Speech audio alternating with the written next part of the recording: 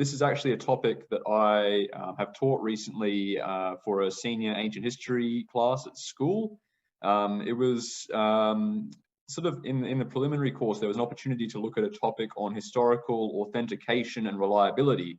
And I thought it would be really good to use the Dead Sea Scrolls as a way to go get into that topic. It's an enormous discovery in the world of history and archaeology. And of course, it also has a lot of relevance for us as students of the Bible, as believers in the Bible as well. So I thought, yeah, there'd be, a good amount of crossover in that content. And I did a lot of sort of background reading and study into it. And I really sort of went down the rabbit hole with the Dead Sea Scrolls, because it is quite a fascinating topic, very complicated topic. And I definitely don't profess to be an expert in it. But I just thought, yeah, I might share a couple of things that I discovered along the way with you tonight, in the hope that it might be useful. And it is potentially quite a relevant topic for us, I guess.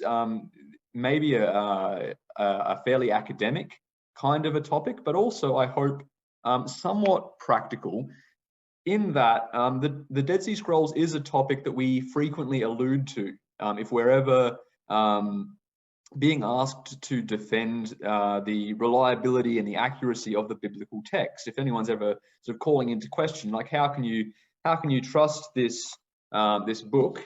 How do you know that that's legitimate and a reliable record that's been passed down over time? Often our first instinct is to point to the Dead Sea Scrolls, and indeed that's sort of been my instinct in the past.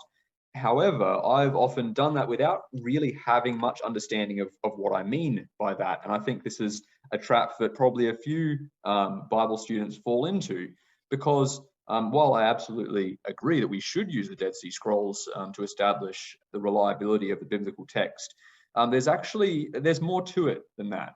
In some ways, it can be quite complicated. There's some sort of pitfalls involved, and there's some things that we probably just need to be a little more aware of that will help us to make that argument in a more valid way.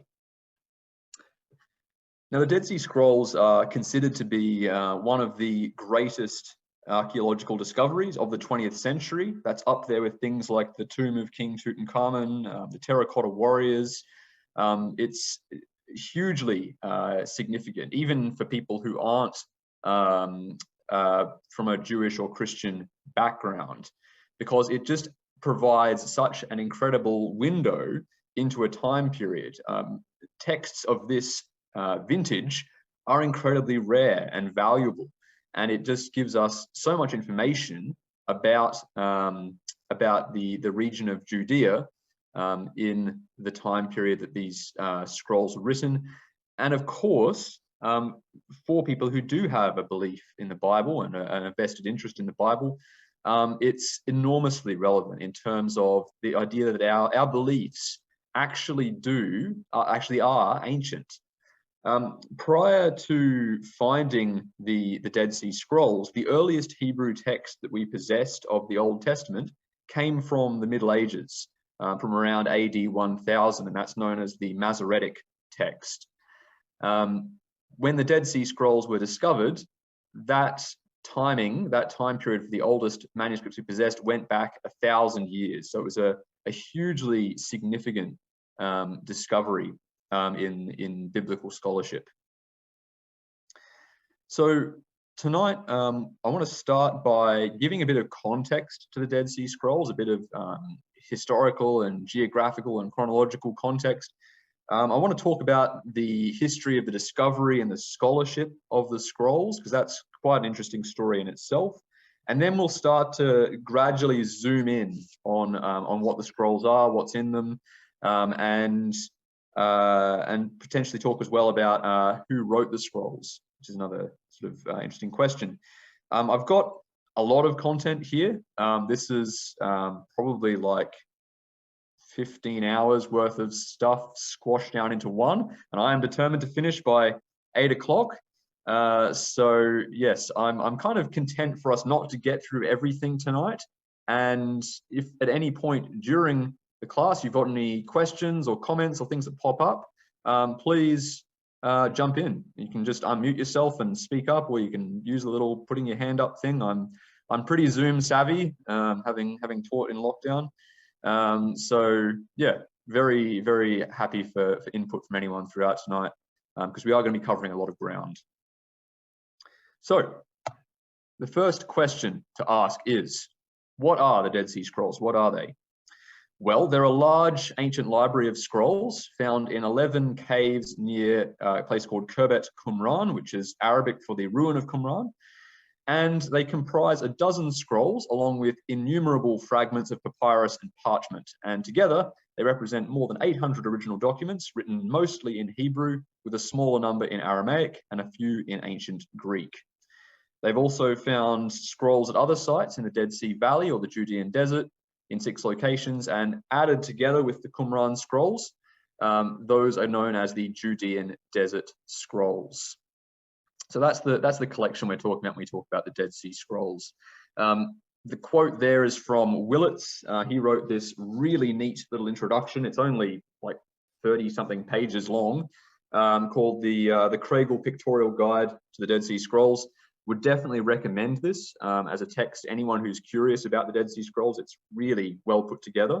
Yeah, great stuff. So here's a visual representation of the previous slide.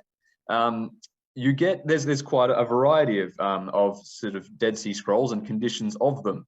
The first, probably most important thing to note is that they are not all scrolls, as it were. Very few of them are intact, complete scrolls. In fact, the best one, the only one that's sort of really got a claim to being fully intact is what's called the Great Isaiah Scroll. That's a scroll of the book of Isaiah, the prophet Isaiah, which is pictured at the bottom of the screen there. It's in remarkable, incredible condition for being 2,000 years old. Some of them were found inside jars like this, these very distinctive jars. Quite unlike any ceramics found elsewhere in ancient history. It's quite a unique design. But then also the rest of the scrolls, scrolls in inverted commas, are really just fragments that look more like the stuff we've got at the right-hand side of the screen there. And yeah, some of them incredibly difficult to read and a real jigsaw puzzle that's baffled and challenged scholars for generations. So you got quite a range of material here. So yes, when we say the Dead Sea Scrolls, don't picture in your mind these sort of pristine, illuminated scroll manuscripts. A lot of them are just fragments that are very carefully kept and preserved, but yes, not in the best condition. In terms of the geographical context, here's a bit of a map, a simple map of Israel back in, just sort of fiddling with my Zoom controls, back in the day. We'll see exactly what day in a minute, but roughly in the time of Jesus, really. So we're focused on the Roman region of Judea, and particularly we're focused on the site of Qumran, which sort of forms a nice little triangle there with Jerusalem and Jericho. It's in the northwest shores of the Dead Sea, and it was certainly not a sort of a city or even a town of any magnitude. It was a little settlement, and there's huge debate over exactly what it was, but it's this very little compound on the shores of the Dead Sea, in amongst sort of the very rocky, cliffy, and cave-riddled area there. So that's where these things were found. In terms of the, there's an aerial photography of the site. So that's what we're talking about. It's just a little sort of compound there with quite a few different buildings and rooms built into it. And as I said, there's quite a bit of debate over exactly what this is, whether it was established as the headquarters of a religious community, and people think that there might be sort of ritual baths for washing and ceremonial purification in amongst it. Other people claim that it was sort of a fortified position set up by sort of Herod and the Romans and used for different purposes at different times. To the bottom right there, is a picture of Cave 4, which is, probably the most famous photograph location for the Dead Sea Scrolls. Probably a few of us on the Zoom tonight, when we went over to Israel at the start of 2020, got to have a look at Cave 4 from a distance. And yes, on the top left of the left-hand photograph, you can see the Dead Sea in the background there. So that's how close it is to the Dead Sea. So in terms of the timeline, the chronology of what we're looking at here, it's a time of great change and transition in Israel. It's a time of transition between the Hasmoneans and the Seleucid Greeks and the Romans when they invaded. So there's, let me add some things to this slide to add a bit more context.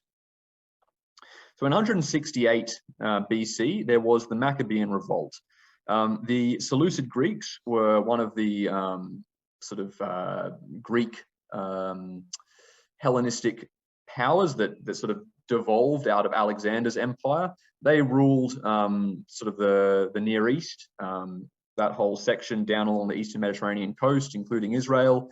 And they were at this stage in 168 a very oppressive power, culturally speaking. They suppressed the Jews' ability to worship, and attempted to impose their own form of religion on the Jews.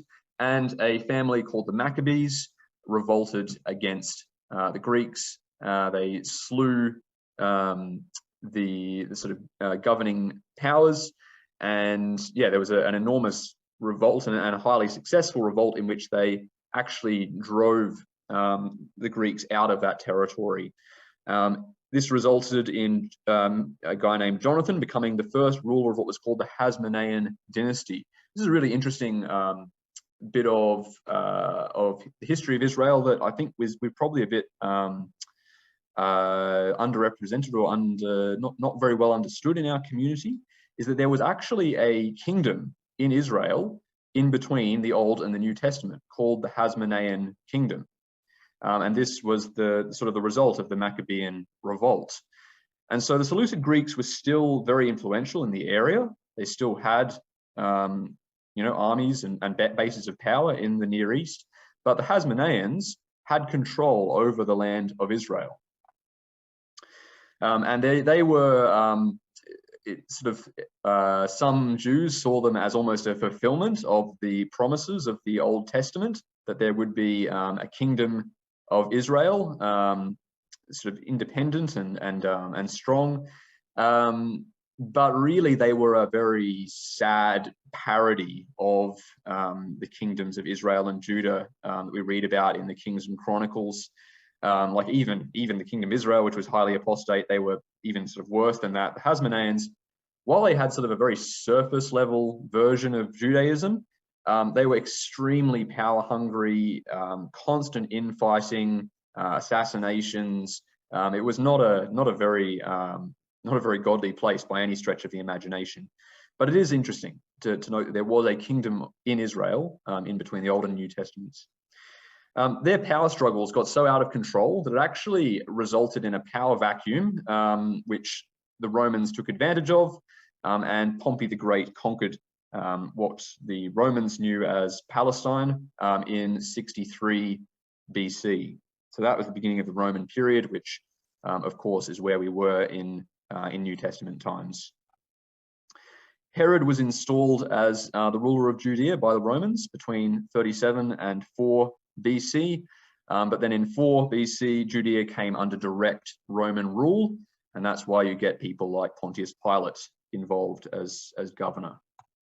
The Herods were still figureheads after that period, still had some power and influence, but really the Romans had control from 4 BC onwards. Then, of course, we have in between 4 and 68 there, the ministry of Christ, the apostles, everything going on. In 68 AD was the first Jewish revolt against the Romans, much, I think, in the hopes that the Maccabees had of overthrowing this foreign pagan power. The Jews thought they could do it again, but sadly no. And in 70 AD was, of course, the infamous fall of Jerusalem. So, with all of that as a backdrop, we have this weird little community in Qumran. Now, this is, and I sort of have to keep stressing this, this is only one version of events. This is only one interpretation of how the Dead Sea Scrolls came into being, but it's probably still the most popular way of explaining it, was that there was a group of devout Jews living in Qumran from around 103 BC to 68 AD. They sadly perished as part of the Jewish resistance. And they were very concerned with what they saw around them, both from their fellow Jews and from the various occupying pagan cultures and peoples. And a lot of that seems to inform what we've got in the Dead Sea Scrolls. So that's our timeline. That's our chronological context. So zooming in a little bit on what was going on religiously speaking, here's a bit of the religious context.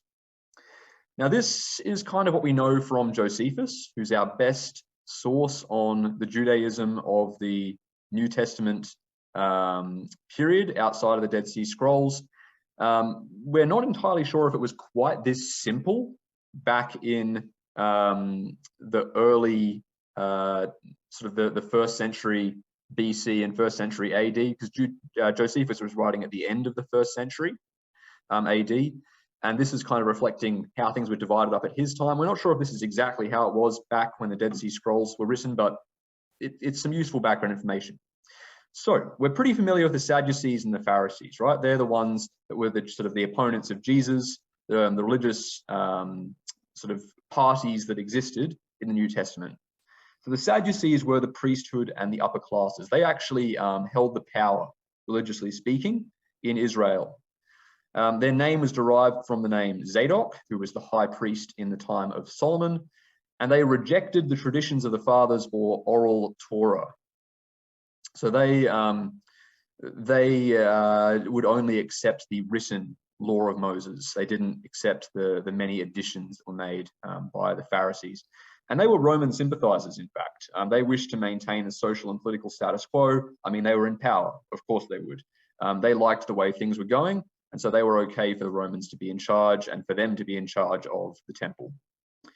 Now, the Pharisees were the chief rival of the Sadducees, and they were actually the most influential and popular of the Jewish parties. They were bigger than the Sadducees.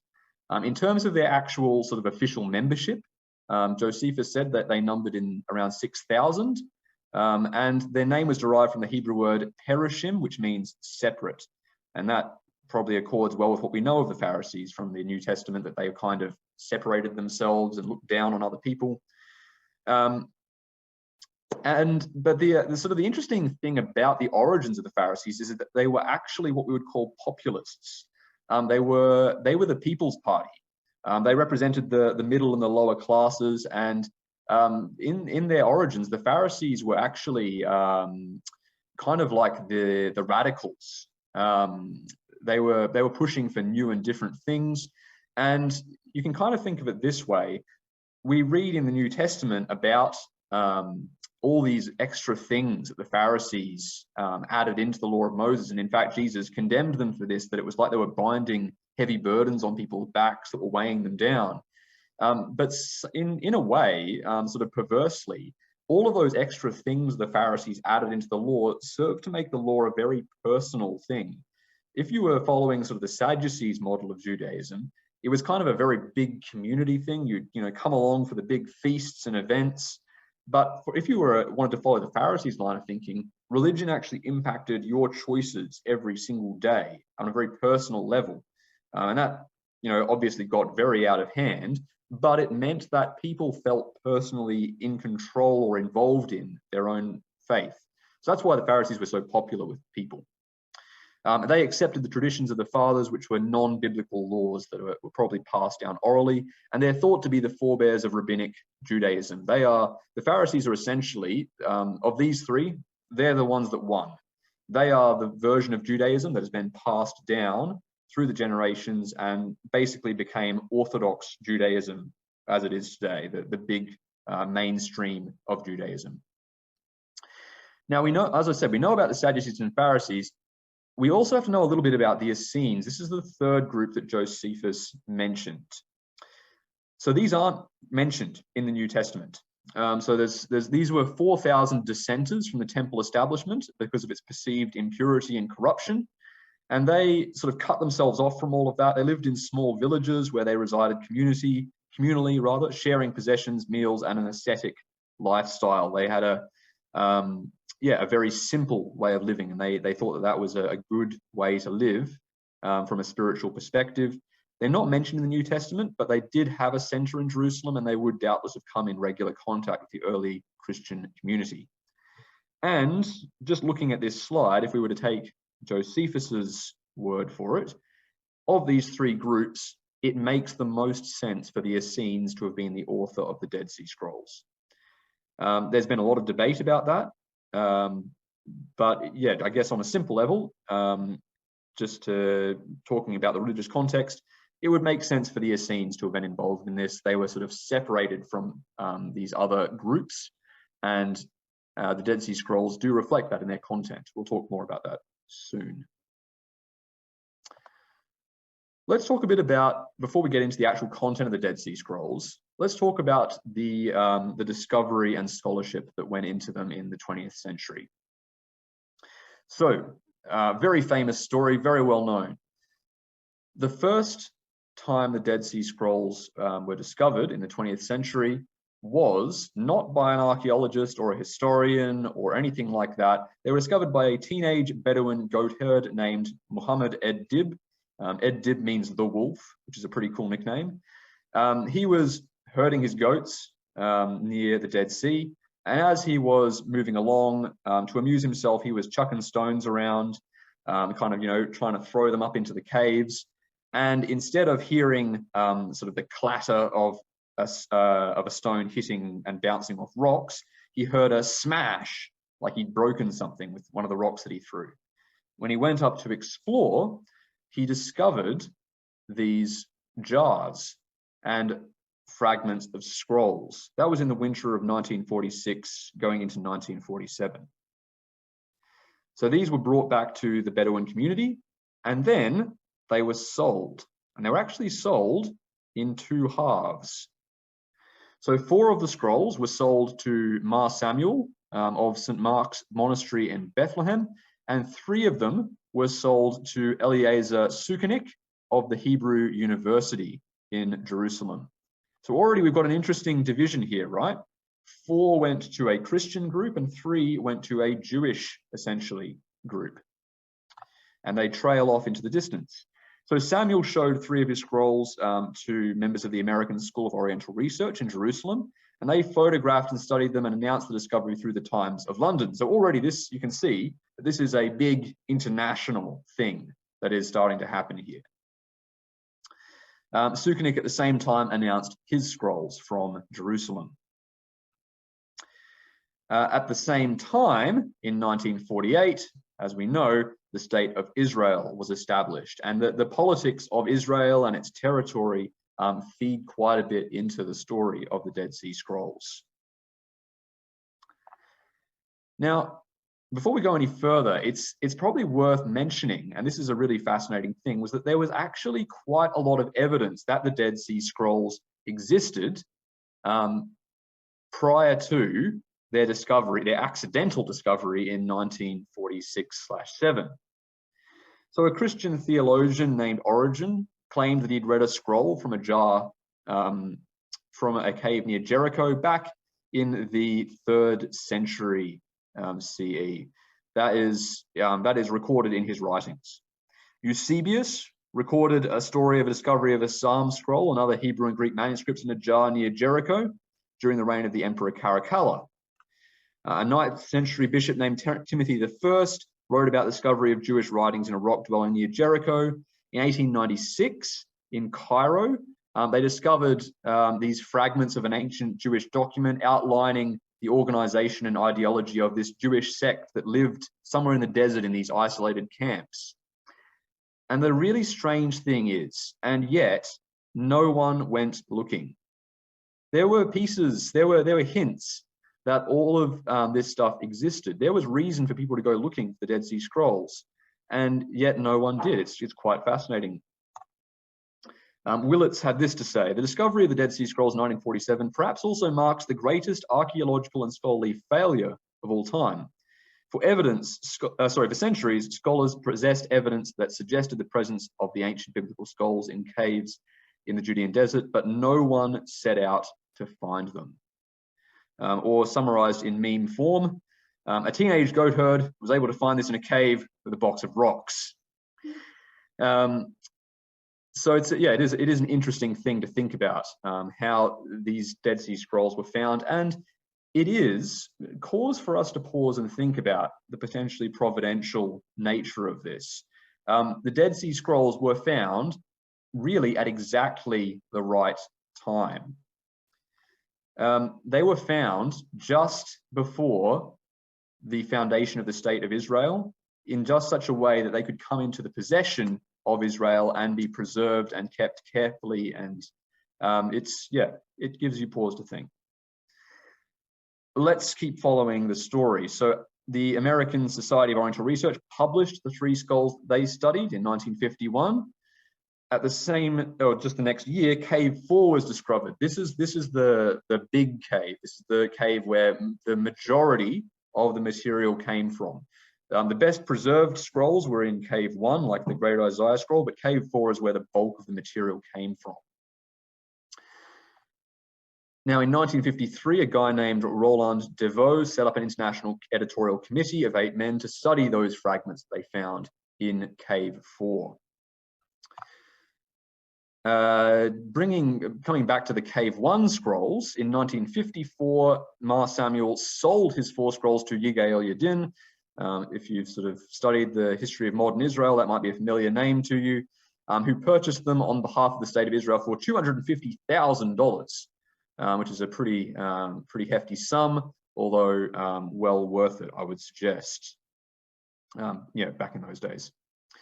And then Sukenik published his Cave 1 scrolls in 1955. So as you can see from my lovely dotted lines there, those Cave 1 scrolls have come back together. They have been reunited. However, the Cave 4 scrolls are trailing off into the distance off to the left there. Now is a worthwhile time to talk about the scholarly mismanagement that occurred, particularly under, as we said in the previous slide, Roland Deveau and his editorial committee, particularly with that stuff from Cave 4. So the initial team that studied the Dead Sea Scrolls was comprised only of 8 men, and it didn't include any Jews or Israelis, which is a little bit concerning when you're studying ancient Hebrew scrolls. So already they were opened up to all sorts of religious and cultural and gender biases. The scrolls were actually promised to academic institutions around the world in exchange for funding. Places like Oxford and Harvard were promised that they could have some of the scrolls if they funded the research of them. Thankfully, that didn't end up happening, and they were later reimbursed. The scrolls were actually held together with this sticky tape backing, which actually caused harmful chemical reactions. It's pretty baffling that this sort of thing went on. The small team of scholars also jealously guarded their allocations of scrolls. They were very reluctant to share them with anyone or to show them to anyone. It's not the sort of thing that goes on in many academic circles these days. These days, things are much more open source because that enables you to get more perspectives, faster results, and so forth. The publication was actually further slowed down by their desire to publish complete analyses alongside the scrolls themselves. They weren't content to just work out what they said and publish the text. They wanted to make sure they were in control of what that meant. And also, some of the team members' political views, which were pro-Arab, and religious views, which are kind of anti-Judaism, meant that they were reluctant to work under the Israeli Antiquities Authority, which just slowed everything down further. So what essentially, the result of all this was that from only one publication from Cave 4 appeared between its discovery in 1952 and the early 1990s, nearly 5 decades later, and this outraged people around the world that it just took so long to publish this material. That said, they did some pretty amazing stuff. Without computer technology, they had to painstakingly unravel these scrolls and then reassemble and work out how it all fitted together. To the right of the slide there, you can see some of the really clever techniques they used. They looked for these recurrent damage patterns that would recur along regular intervals. And they would use sort of, mathematical formulas which governed how a spiral worked to work out how often they should expect things to recur as it moved around the scroll. And that enabled them to try and piece together this puzzle without even using computer technology. So it's pretty amazing stuff. And in this has only gotten more sophisticated in recent times with the aid of computers and even artificial intelligence and all kinds of stuff like that. So back to our timeline. More caves were discovered between 49 and 62. Caves 2 and 3 and 5 to 11 were discovered, and they were published as well. Now, those cave 4 scrolls that we mentioned previously actually ended up in the control of the Jordanian government. They purchased the fragments from cave 4 and housed them in the Palestine Archaeological Museum, which is now called the Rockefeller Museum in East Jerusalem, back when it was not in Israel's hands. So that's where those fragments ended up. However, in 1967, they had the Six-Day War, and the Israeli government took possession of East Jerusalem, all of Jerusalem, and so they took those fragments of Cave 4 and housed them in the Shrine of the Book in West Jerusalem. So all of the threads have come back together now. Then in the 90s, Emmanuel Tov of the Hebrew University was appointed the editor-in-chief of Discoveries of the Judean Desert, which was the official publication of the scrolls. And he started to make some changes, which meant that it actually, the scrolls were being studied in an efficient and effective way. He expanded the team to approximately 60 members, now including Jewish scholars, and the Israeli Antiquities Authority was in charge of the whole operation. In 91, the Huntington Library in California released photographic negatives of all the Cave 4 scrolls so that anyone with knowledge of ancient Hebrew could study them. And with all of this, things sped up, and in 2004, the publication of the scrolls was completed. So this is actually, it's interesting to think about this from a historical perspective, that this is still really fresh stuff. It's only been since 2004 that people have actually been able to take stock and start studying the Dead Sea Scrolls as a whole and asking questions about what they mean. This is still a very new field of study, all things considered. As a little side note, which is an interesting phenomenon that's occurred since the early 2000s, there have been fakes and forgeries as well. This wasn't so much a thing in the 20th century, but it has been in this century. In 2020, researchers confirmed that the Museum of the Bible's Dead Sea Scroll fragments, which were all purchased between 2009 and 2014, were forgeries, which is pretty sad, especially when it was meant to be like their big opening attraction for their museum. So that's an interesting little side note there. And just to show you how topical this still is, it was only last year that the first new authentic Dead Sea Scrolls fragments since 1962 were discovered, which is, very fresh. They were discovered and published. There weren't many of them, but still interesting that they're still starting to find more stuff. So that's kind of the history of how this all came to be. Let's dive in and have a look at the Dead Sea Scrolls in a bit more detail. We'll slowly zoom in. So here's a pie chart of the composition of the Dead Sea Scrolls as a whole. Something that's very important to understand straight away is that only a quarter of the Dead Sea Scrolls are actually what we would call the Old Testament. In Judaism, that's called the Hebrew Bible or the Tanakh. And that's about 200 manuscripts. And that the Dead Sea Scrolls have every book of the modern Hebrew or Protestant Old Testament, except for Esther and Nehemiah. And there's interesting theories about why Esther's not in there, which we won't go into tonight. And Nehemiah is kind of in there because Ezra's in there. And in the Jewish Bible, Ezra and Nehemiah are one book. But in our Bible, they haven't got any of what we would call Nehemiah. half of the Dead Sea Scrolls are actually what are called Apocrypha and Pseudepigrapha. So about 400 manuscripts. So the Apocrypha are 13 books which are accepted as supplementary to the Old Testament by the Catholic and Orthodox churches. They're not books that we accept as inspired. They include things like the books of Maccabees, which cover some of that intertestamental history I was referring to before, prophecies, extra psalms, weird stuff about Daniel killing dragons.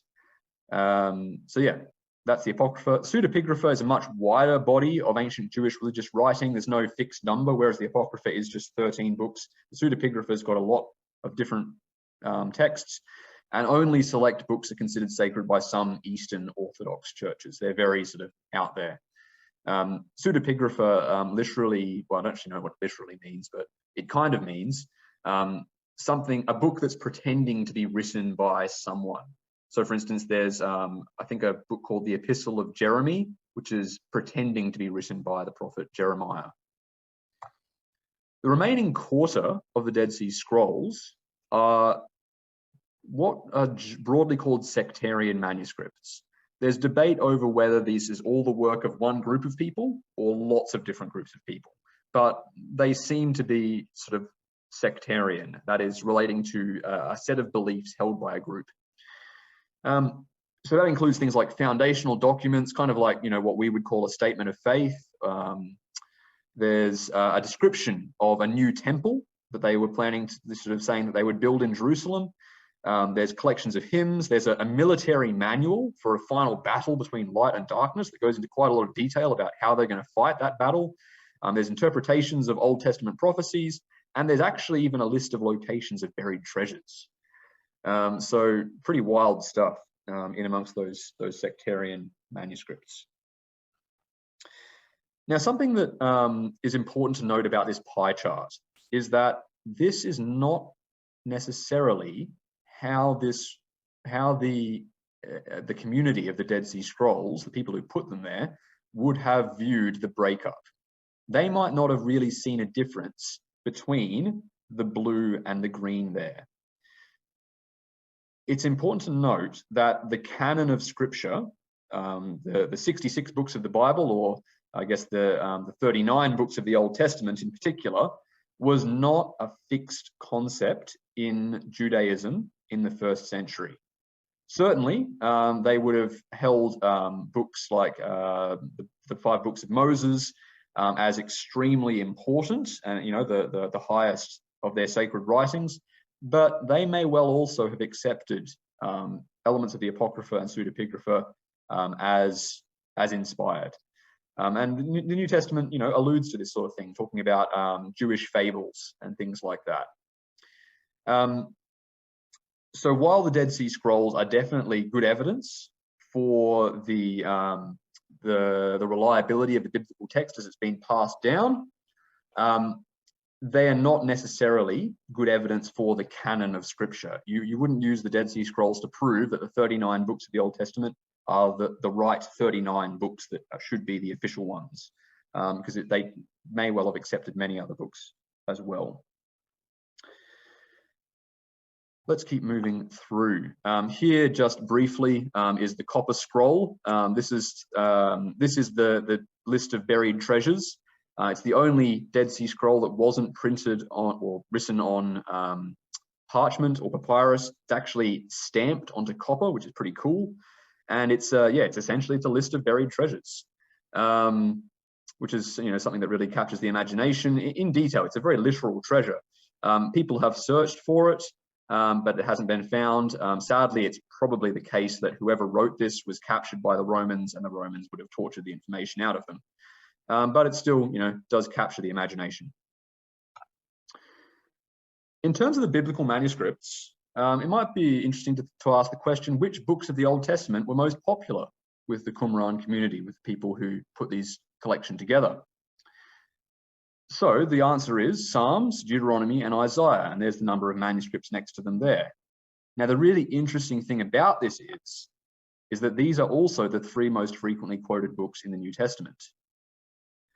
What this indicates is that both the Dead Sea Scrolls and the New Testament are authentic representations of Judaism at the time of writing. This isn't just something that people have made up in the subsequent centuries. This is actually what people were interested in and talking about in the first century. So that's an interesting reflection of the Dead Sea Scrolls on the New Testament. We'll probably skip over the catalog conventions for now. This is just about how they catalog the Dead Sea Scrolls. I'm just noting that time is getting away from me. Zooming in even closer, let's start to talk about the actual the style of writing of the Dead Sea Scrolls. The first thing to note is changes in formatting. So on the screen, we've got two versions of Psalm 1 verses 1 to 3. The bottom version there is the modern Hebrew text. That is how it's represented in Jewish copies of the Hebrew Bible in the present day. You'll notice there's all kinds of little dots and squiggles. Those are the vowel markings and other little grammatical and pronunciation functions, which determine exactly what those words mean and how they should be said. You notice also that it's versified, it's broken up into verses. Back in the Dead Sea Scrolls, you have what's going on at the top of the screen. There's no vowel markings, there's no numbers, full stops, signs, punctuation. In fact, in some cases in the Dead Sea Scrolls, there's not even spaces between words. All of the letters just run together in a continuous stream. So it can be quite challenging to read and interpret for that reason. It's interesting to note as well that in the Dead Sea Scrolls, there's different forms of ancient Hebrew. There's two main scripts that are used. So firstly, there's what's called the Jewish script, which is the most common script of the Dead Sea Scrolls, which is actually not very well known before the discovery of the Dead Sea Scrolls. It's very specific to this time period. And it ranges from beautiful calligraphic hands, like, really expert scribal writing, kind of like, illuminated manuscripts from the medieval period, really beautifully executed and very consistent, over to very cursive hands that are almost impossible to read. It's like they were sort of scribbled down. One descendant of these hands actually became that's used in modern printed Hebrew Bibles and books. This is very much the ancestor of modern Hebrew. Also, interestingly, some scrolls are written in what's called Paleo-Hebrew. This is an earlier form of Hebrew that was the standard in the days of David and Solomon, down to the time of Jeremiah. And it's used, interestingly, especially in the Dead Sea Scrolls for the Torah and for Job, so for the 5 books of Moses and for Job. And there's theories as to why this is. They reckon that the books of Moses were written in Paleo-Hebrew because they were considered to be the oldest, and because writing in this ancient form of the text is more close to the original. It shows that they had some, value for that idea. They were trying to write these books in the same way that they were originally written down. It's also used for Job, which is interesting because it tends to suggest that they thought that Job was very old, like the books of Moses. It's also used even within sections of the Jewish script, that earlier form, later form, sorry, I meant earlier on the slide, the main way of writing of the period, for writing the tetragrammaton, the YHWH, the Yod-He, Vav-He, the name of God, Yahweh, which is really fascinating. Look at that section of the Psalm on the right-hand side of the slide there. Psalms, it's actually a few Psalms on that fragment there, 124, 127. If you run your eyes across the lines there, you'll notice that some of the characters are a bit more jagged and unusual. Some of them don't seem to fit in with the other ones. That, which I'll highlight now, is the name of God, written in Paleo-Hebrew. When they went to write the name of God, they wrote it in an older form of Hebrew, which straight away suggests that this was very significant for them. It already shows the respect that Jews had for the name of God, perhaps even hints at some of the superstition that later evolved. But yeah, it's an interesting treatment of the name of God. So when we're studying the Dead Sea Scrolls, one of the big issues is gaps in the manuscripts. As we saw in the earlier slides, on the one hand, you've got things like the Great Isaiah Scroll, it's very beautiful and intact. On the other hand, you've got things that are little bits and pieces and puzzle pieces and fragments and chunks missing. Even this fragment on the previous slide, that's very clean and beautiful and legible. Anyone who can read ancient Hebrew could easily read that. On the other hand, there are some scrolls that don't have this. So here's a bit of a comparison. Here's and these are from, grab out my copies of the text. Where did I put it? It's over here.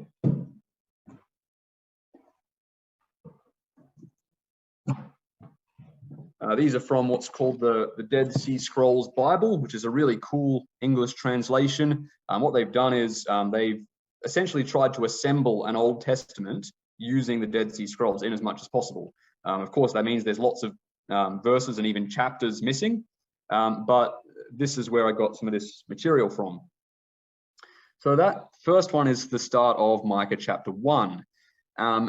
And you can see those square brackets in there. That is where they've reconstructed the text using what they know of the Masoretic text, the one that was 1,000 years later. And you can see that in some cases they've sort of, I guess, tried to represent in English what was going on in the Hebrew, where they might have only had the first half of the word or the middle of the word. That's why some of the words are sort of chopped off there.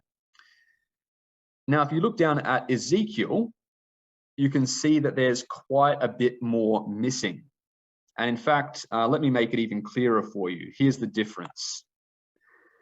So if you, obviously without the title Micah, and you were reading Hebrew and you picked up a text and you could read that first box there, you'd probably be able to pretty quickly work out what you're reading by consulting your Bible.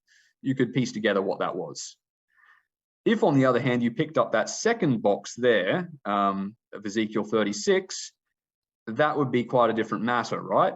I don't know how many of us could work out that was Ezekiel 36 just from those words there. So this is one of the challenges that people face in studying these texts. Straight away shows that there's a huge range of states of preservation involved in this. Here's an interesting example of one of the sectarian, supposedly, writings, the writings that they did themselves about sort of as part of their religious community. This is believed to be a hymn of thanksgiving. So I presented this to my ancient history class, and I actually gave them, handed out some Bibles, and I told them to turn to Psalms, and the challenge was to try and fill in the gaps. Because what you can see, if you look at the text there, is that they have, it's kind of familiar, isn't it? The words and phrases sound quite familiar. They ring a bell, like, from my youth, you opened my mouth, you forgive iniquity because, these are all very familiar biblical phrases. And indeed, when they came to write their own texts, they did really seem to imitate the biblical style. There's also hints here at stuff that isn't in the Bible, where it says like the sons of the council.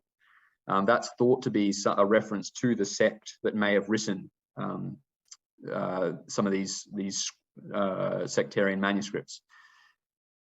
As you can also see by looking at the fragment there, it's a strip out of the middle of a column of text. That's why you've got gaps on either side in the translation there. So yeah, again, interesting how these things are reassembled. This is also interesting from the perspective that it shows the extent to which a single word can change the way you look at a text. So that top word that was translated Song of Praise on the previous slide has actually been quite debated. Some people think it might just mean power or protection. So we flip back to this slide, and instead of Song of Praise, that first line says power or protection. This might not be a hymn at all. It might even be, a prayer or something like that. Some kind of or pseudo-prophetical writing. So interesting to think about, yeah, the way that people, I guess, imitate the biblical text. Now, when we have the more complete texts, when it's not grappling with, massive holes in Ezekiel, what we can become confronted with instead is textual variance. So this is Isaiah 49, and I don't expect you to be able to read that. Apologies if it's even blurrier for you than it is for me. But what you can see is at the bottom of the pages there is this huge list of variants in the text. What this shows is that although the text of Isaiah 49 is definitely there in the Dead Sea Scrolls, on a word-for-word level, there is actually quite a bit of shift and variability going on. Now, I haven't sort of read my Dead Sea Scrolls Bible in a great level of detail yet, but from what I have looked through, going through it, I have not found a single example of a textual variant that significantly changes the meaning. There's no sort of, smoking gun moments where it's like, and it's also okay to worship idols. You don't find that in the Dead Sea Scrolls. So, have no fear. There's nothing like that I'm referring to. What I'm noting is that the exact wording of the text is a little bit different, often in just grammatical ways. There's also, interestingly, mistakes in the Dead Sea Scrolls. Here's a humorous example from Isaiah 49. So verse 26 in the Masoretic text says, "Those who maltreat you, I will make eat their own flesh. They will be drunk with their own blood as with sweet wine." In the Great Isaiah Scroll, it actually misspells a word so that it appears to read, "Those who mistreat you, I will eat their flesh." It's sort of this disturbing carnivorous God reading of Isaiah 49. What it shows is that the scribes here were not, immaculate. There's other places where they accidentally skip out words or write words down twice. So the Dead Sea Scrolls do have, little mistakes in them in places. This doesn't diminish from their value, but it does, it does have some interesting implications. Let's talk about a couple of those implications, and we're very much running out of time here, but this is probably an okay spot to finish up, to be honest. So some of the implications of these textual variants. The first one is that it tends to suggest that certain models of the inspiration of the Bible are a little bit dubious. So one model of the inspiration of the Bible, which is probably a bit of a fringe position these days, but it's still around, is called verbal plenary inspiration. It can also be called the verbal dictation model. That is the idea that when God inspired the writers of the Bible, he literally spoke word for word exactly what they wrote down, or even perhaps that he in some form possessed them in some kind of automatic writing sort of situation. That's known as verbal plenary inspiration, the idea that the Bible is exactly word for word what God told them to write down. Now, even if that is true, and I'm not saying it's impossible, even if that is true, what these textual variants suggest is that over time that has been eroded a little bit. Now, I'm not saying that there's been changes in meaning or or the core messages of the Bible or anything like that, but it does tend to suggest that we should be careful when we make claims like, why did God use that exact word in that chapter? Because that could have occurred as a result of scribal changes over time. What I'd suggest is that our Bible study perhaps needs to be a little less have a little less emphasis on verse by verse linguistic analysis of the words.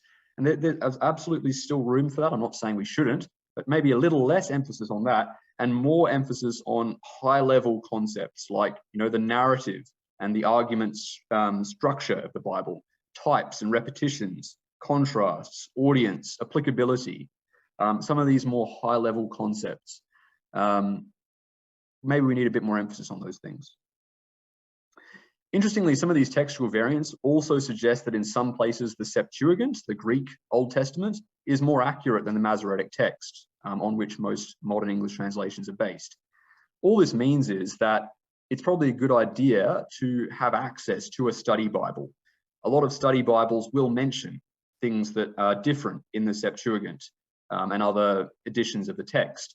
The New English Translation, the NIV Study Bible have lots of these notes, which can be very helpful in considering what else verses might have said. And often these are just shades of meaning. Again, it's nothing, there's no sort of crazy stuff out there, but it's, putting a word in for study Bibles there. We should also be careful when we're talking about the Dead Sea Scrolls in terms of using this as a defense of the accuracy of biblical text, not to anachronistically, that is, pluck something out of a different time period and put it somewhere else where it doesn't belong.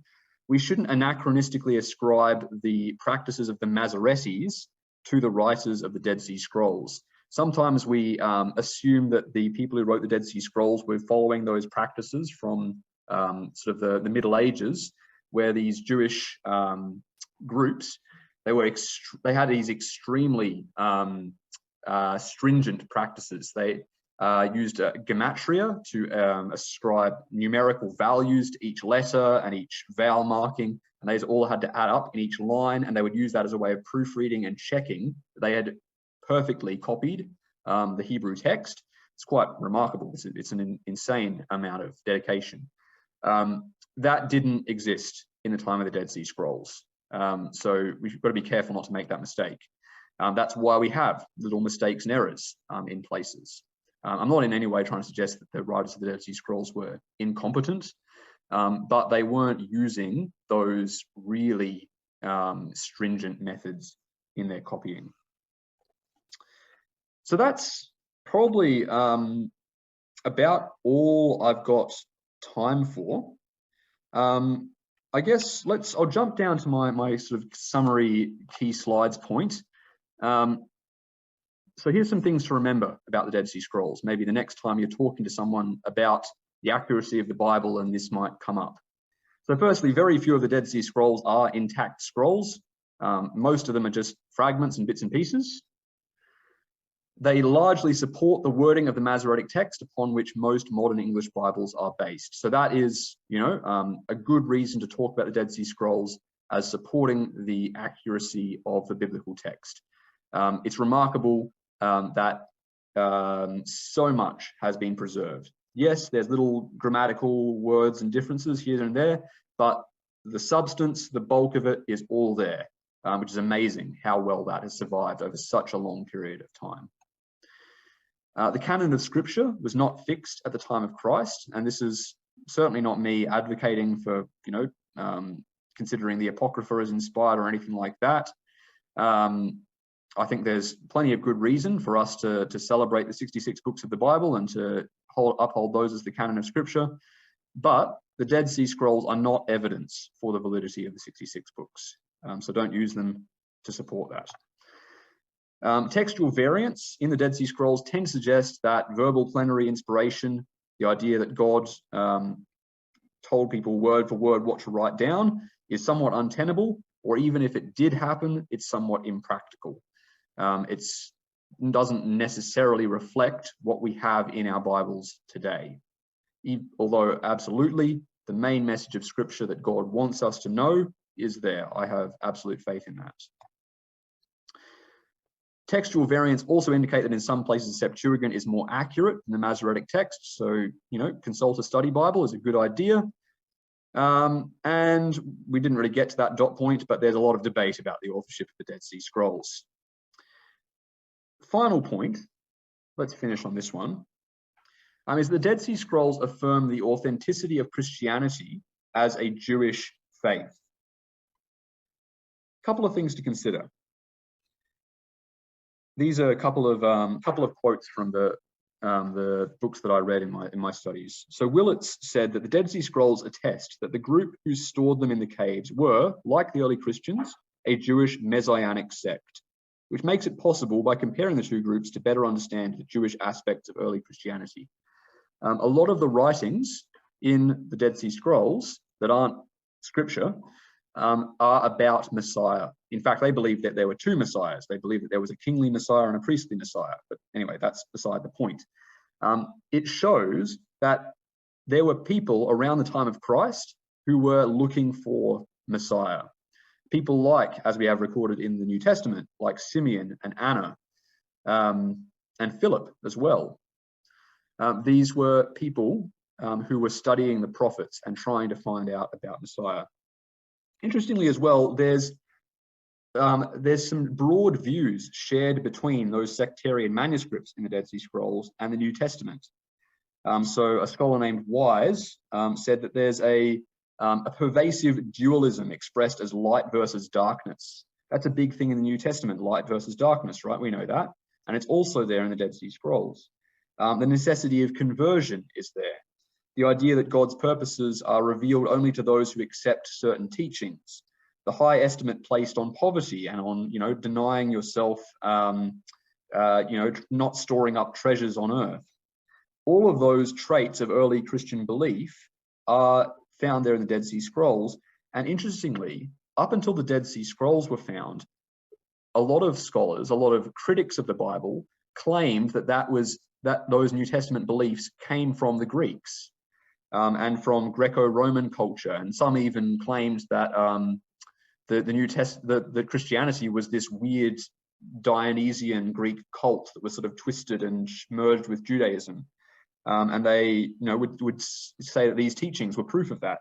But the Dead Sea Scrolls show that these beliefs actually existed in the Jewish community. This was what they were concerned with. And this is not to take away from Jesus' teaching, which was inspired, which affirmed these things. It shows that Jesus actually explained to people what they were starting to realize by properly reading the biblical text. They were actually trying to understand the spirit of the law, and Jesus came and showed that to them. It shows that Christianity came out of Judaism and is not just some weird hybrid of paganism and Judaism.